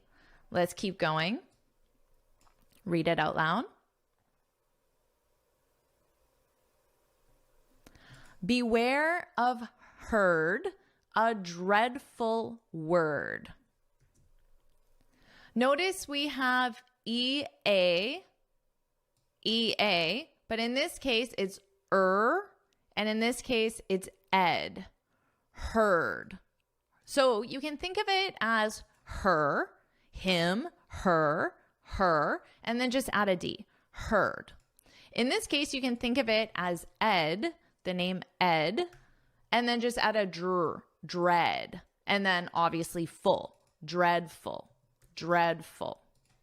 Heard, dreadful, and we've already learned word. Remember, word. Let's move on. Read it out loud.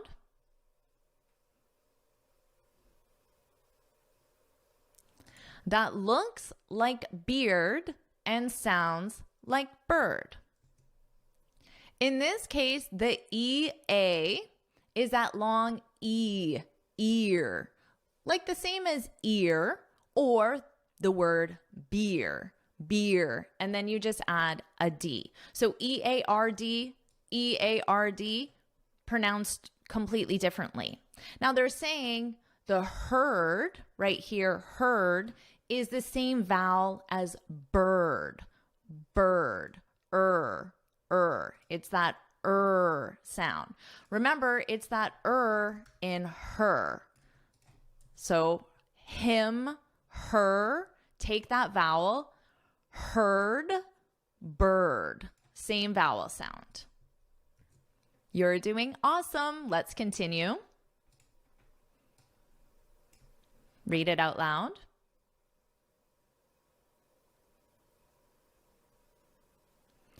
And dead, it said like bed, not bead.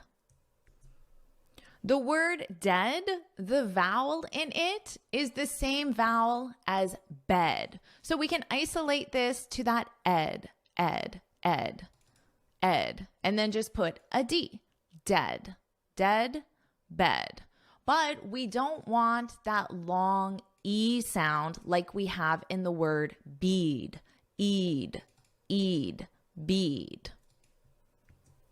I'll say it again.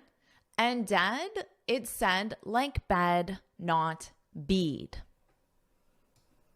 Read this out loud.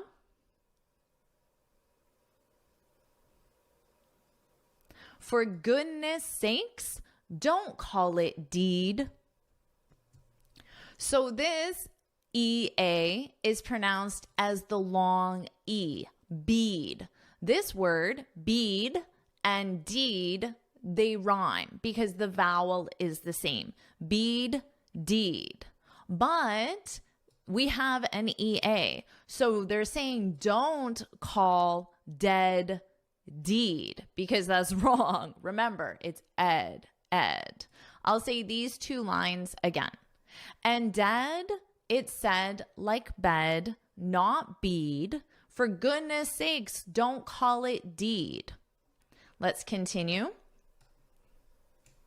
Read it out loud.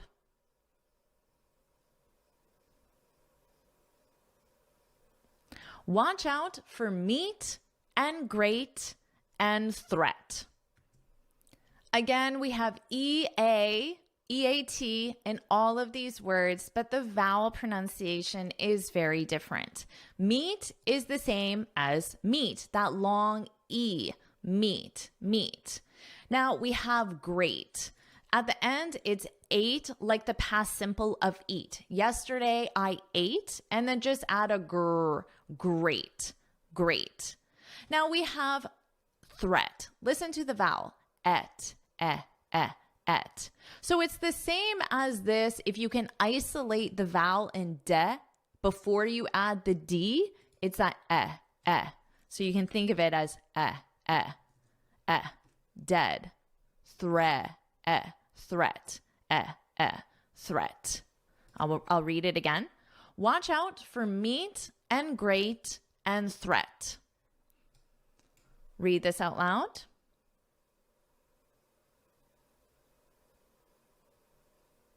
They rhyme with sweet and straight and debt.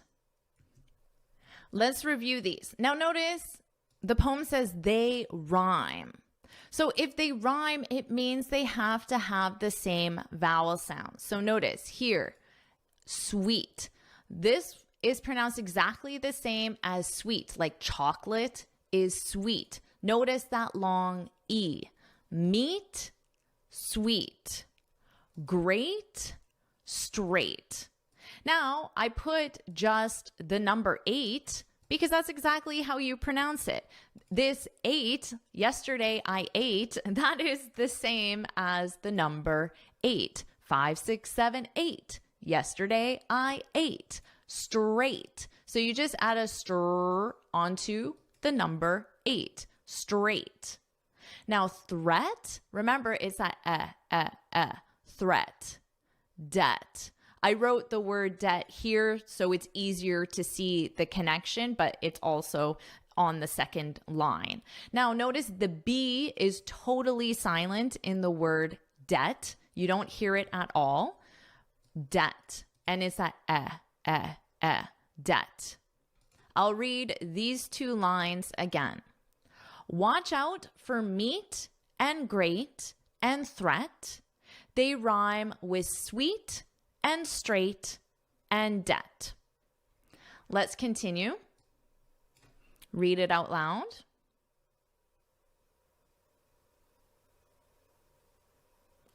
A moth is not a moth in mother.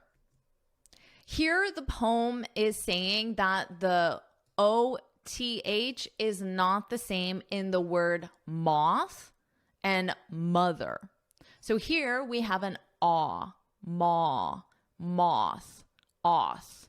Now this is the same word, a moth, a moth. They're exactly the same. Now mother, mother.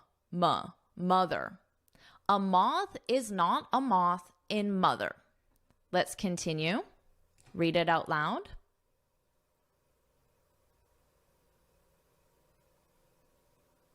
Nor both in bother, broth in brother. Let's review these vowels. Here we have an O sound. Both, oath, both. Here, an aw, bother, other. So you can see above, it's that aw in moth, bother, maw, baw, moth, bother.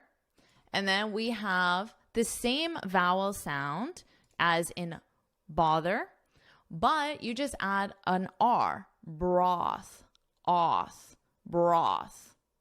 And then brother, now we have that So mother, brother, they're both members of a family. You can remember that vowel is that brother, brother. I'll read both of these lines together. A moth is not a moth in mother, nor both in bother, broth in brother. Let's continue. Read it out loud. And here is not a match for there. 2 common words that you already know that also sounds like other common words that you already know. Here, exactly the same as here, ear, here. But here, notice the vowel is different. Air, there, air. Now, it's the exact same as the possessive, there. Their car is there. Exactly the same pronunciation. Read this out loud.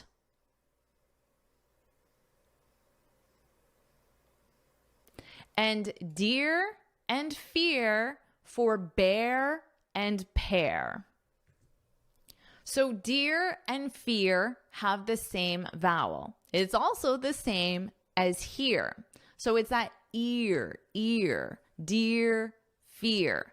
Now there is also the word deer, which is an animal, but there is no fear. It's just for the phonetic spelling. Deer and fear. Bear is that air vowel. It's the same as there. Bear, pear. There's also a pair of mittens, for example, and it's that air. There, bear, pear, rhyme. Here, deer, fear, rhyme. Let's continue. Read it out loud.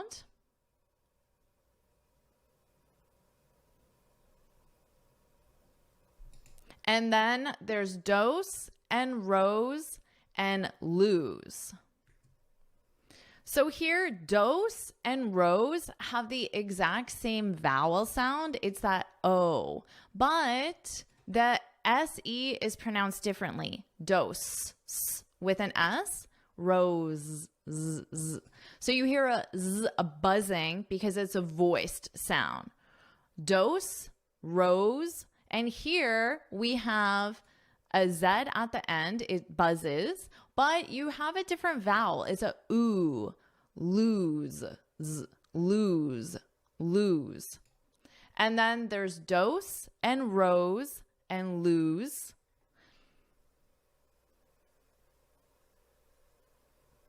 Let's continue. Read it out loud.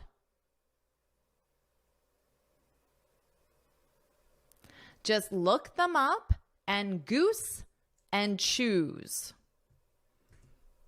Let's compare goose and choose. So the vowel is the same. It's the same as lose, oo, goo, chew. But it's the difference between that S, the unvoiced, and then the Z, the buzzing, the voiced. Goose, choose, z, goose, choose. I'll read these two sentences together and then we'll continue. And then there's dose and rose and lose. Just look them up and goose and choose. Read it out loud.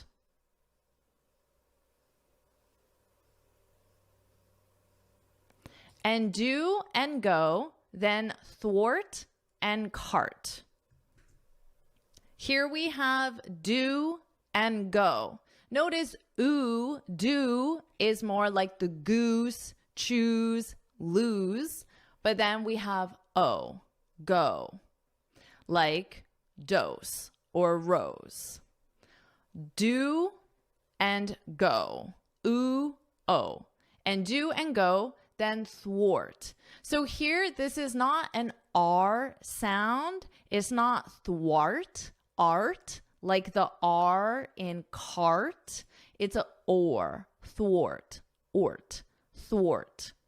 So you could think of it like or, and then just add a T, and then wart, thwart. And then, of course, with our R, car, easy one, cart. And do and go, then thwart and cart. Read it out loud. Come, come, I've hardly made a start.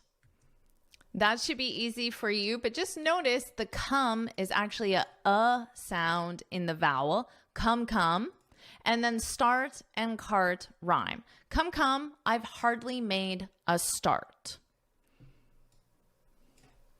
Try it out loud. A dreadful language, man alive. We already talked about dreadful. Remember, is that dreadful. Alive. Notice it's the lie, alive, alive. Read it out loud. I'd mastered it when I was 5. So here, easy for you, right? We have 5, which of course rhymes with alive. So this is an easy way to remember pronunciation, is to find a word that is your word you know how to pronounce. You know how to pronounce 5. So now when you think of alive, you can remember that vowel sound in 5 and you can apply it to the word. A dreadful language, man alive, I'd mastered it when I was 5. Our last 2 lines. You can read this one first. Read it out loud.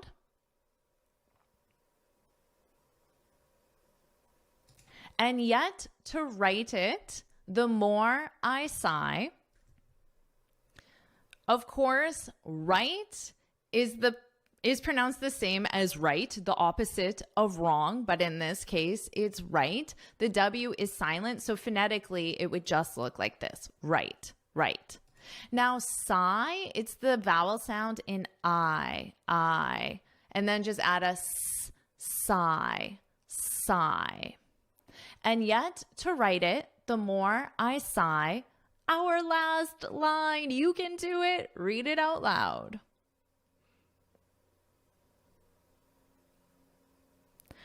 I'll not learn how until the day I die. First, let's look at learn, because we've talked a lot about this EA pronunciation. We've seen it in many different forms. Here, you can think of it as a earn, more of a sound, or you can just think of the vowel is just not even there, and it's earn. Earn, learn. Whatever is easier for you to remember the sound. Learn, learn. I'll not learn how until the day I die. This is pronounced the same as the word die. And notice all of these have that same I sound in every single one. Alive, 5, sigh, die. Sure, the beginning is different, the end is different, but if you isolate the vowel in all of these sounds, it's that same I vowel. And you did it. That's the pronunciation poem. Now I'll read the poem from start to finish, and you can focus on the pronunciation. And make sure after you practice reading this out loud and focus on all the individual words as well. So I'll read it from start to finish. The pronunciation poem. I take it you already know of tough and bow and cough and dough. Others may stumble, but not you, on hiccup, thorough, laugh, and through, and cork and work and card and ward, and font and front and word and sword. Well done, and now if you wish, perhaps, to learn of less familiar traps. Beware of herd, a dreadful word that looks like beard and sounds like bird. And dead, it's said like bed, not bead. For goodness sakes, don't call it deed. Watch out for meat and greet and threat. They rhyme with sweet and straight and debt. A moth is not a moth in mother, nor both in bother, broth in brother. And here is not a match for there, and dear and fear for bear and pear. And then there's dose and rose and lose. Just look them up, and goose and choose. And do and go, then thwart and cart. Come, come, I've hardly made a start. A dreadful language, man alive. I'd mastered it when I was 5. And yet to write it, the more I sigh, I'll not learn how until the day I die. Amazing job with this masterclass. You are well on your way to speaking fast and sounding like a native. Do you want me to make another masterclass just like this? If you do, then put masterclass, put masterclass in the comments. And of course, make sure you like this lesson, share it with your friends, and subscribe so you're notified every time I post a new lesson. And you can get this free speaking guide where I share 6 tips on how to speak English fluently and confidently. You can click here to download it or look for the link in the description. And here's another masterclass I know you'll love. Make sure you watch it now.